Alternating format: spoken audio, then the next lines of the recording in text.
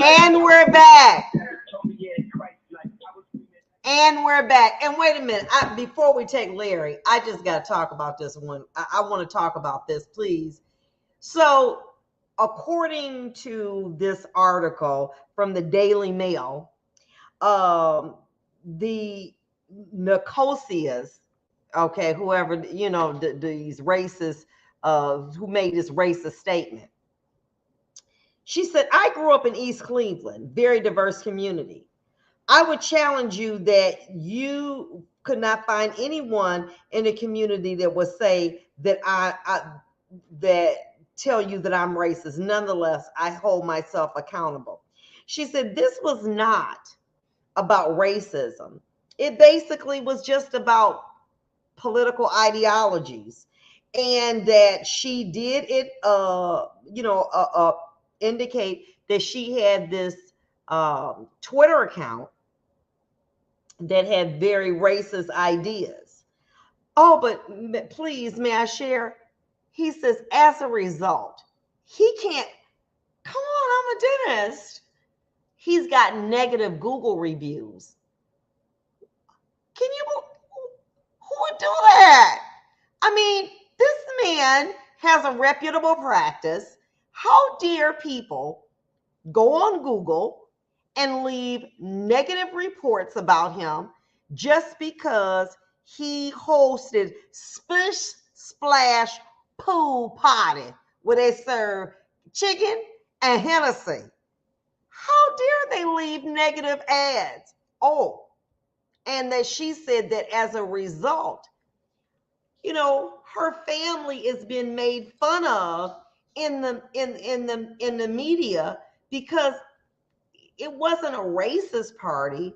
It was just making fun of liberal politicians. But can you believe that the captain took Mr. Jones there? And of course, Mr. Jones is going to say he was required to attend during work hours. Can you imagine whether he was articulate? I don't care. A black man saying something like that, it would probably make you feel like you went back to the 1940s and that you were at a Klan rally. He is suing for $3 million and $1 million compensatory damages as a result. And of course, you know what I'm saying now, we got to go there. Allegedly, got a white lawyer. So, it is what it is. But the point of it is, these people need to be made accountable, and as a result, Captain Jeffrey Kwai, he retired. He said, you know what?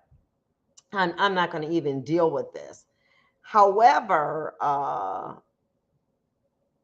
he said that he saw a cutout of Trump in the driveway, pictures of politicians on stakes, and buckets of KFC with June 19 flags waving at the party. And then he said that he immediately felt uneasy by this. Wow. I mean, it's just amazing to me that, oh, wait a minute. The lawyer said at the press conference, the couple's lawyer said there are 27,000 franchisees of KFC around the world. So what? 4,000 in this country. Is everybody that pulls a KFC is a racist? No, not at all. What about the presence of Hennessy and cognac? Hennessy cognac, millions of people, I think 70 million bottles are sold every year. It wasn't racist overtones. They just, was something that they just wanted to do.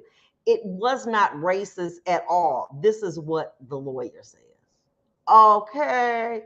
We got Larry. Oh, okay. We get some. Okay. All right. We've got Larry on the phone. Oh, no, we have Tyrone. Tyrone? Do we have Tyrone? Hello? Hello. I think this thing about Trump and this papers. If he was in the military, and what would happen? Thank you. Tell me what would happen if he were in the military. He could court martial. What does court martial mean? They bring you to court, and they don't play around with you. They find you guilty, and they send you to Fort Leavenworth. See, there's a military code of justice is far different. Can you explain that to us, please? Tell us what top secret. Wait a minute. What is top secret? What that mean? Classified. What does that mean? That means that nobody can know what's in those papers. And, it's a very terrible thing. So I got to go because the traffic's been backed up. Talk to you later. All right. Thank you for sharing that. Okay. We've got Larry on the line. Hey, Larry. Hi. What's up? There's so much I want to say based on, I don't even know where to begin. So I must say, and call me ignorant and call me an apologist for Trump. That's fine, but as a minority myself, I would be appalled. As far as his party is the first I heard of it. I can say it's happened in New York, so I really don't follow all this stuff. But I would be quite perturbed just as a minority. But my thinking is, if I tell people that I supported Trump both in 16 and 20, I could be construed, well, that I'm a right-wing racist, just like all the people that would go to these rallies, all these people who ran for Washington, all these people who were part of the insurrection. Not by any means at all. I just as an American, not even considering myself a minority, I'm appalled at a lot of their people's behavior. A lot of these people, to me, they would be people who would have followed that guy, the man who talked to all these people. Back in the 70s. Jim Jones. All the hemlock. Jones, yeah, James Jones. These are the kind of people. They're totally brainless, and these are the kind of people that in that uprising in Texas about 20 years ago. So just because I voted for Trump does not mean, yes, I believe he's a narcissist. There's no question about it. Do I believe the man is a bigot? No, I don't. Do I believe in many cases he'd be far better off keeping his mouth shut? I most certainly do. I think a lot of the problems he has is that many of the things are taken wrong that he says. And he gets caught up in his own words and he has to backtrack and apologize. So I don't want to sound like I'm an apologist for everything the man says or does, because I don't agree with my reason for voting for the man. And it's the same thing with this Make America Great Again. That doesn't mean he wants to go back to slavery. That doesn't mean, in my mind, that he's looking back, that he felt that the world was better before slavery, before the Emancipation Proclamation. No, I believe that Trump really wanted to change the face of what Washington is about. Not so much about white or black. I think it's this country in general. I think you're seeing it here. It's so prevalent right now. I just feel this way, just about the climate that we are in now with the inflation, with the policies that Biden is going on. They talk about Trump told 2,000 lies. He told more lies in 1 year than anything. Do you remember all the lies that claim that Trump spoke? But you have to understand, I believe that all politicians are liars, some worse than others. Do you remember George Bush saying in 1991, read my lips, no new taxes?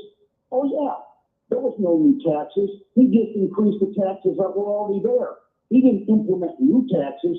This was just a matter of semantics of the words he used. But the point of it is that there are a lot of racist organizations who are hiding behind "Let's Make America Great"? What about the Proud Boys? What about him calling upon the Proud Boys and saying and condoning their racist viewpoint? You can't say, I mean, you can say it, but it don't make sense. Well, you know, it's selective.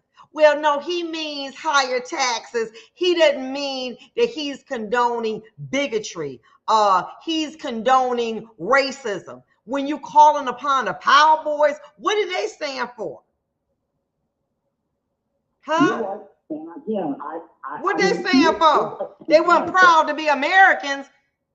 They were a racist separate organization, a separatist organization that espoused hate against other people that were not white. So if I call upon them at a rally and I condone or I support them or I even give them a shout out, what does that say about me? Larry? Not a lot. Not a lot. Not a lot. But again, please understand, the same people that you're referring to, people like that will probably burn crosses. They would hate people like me because I'm a minority the same way to the same thing that you're making reference to.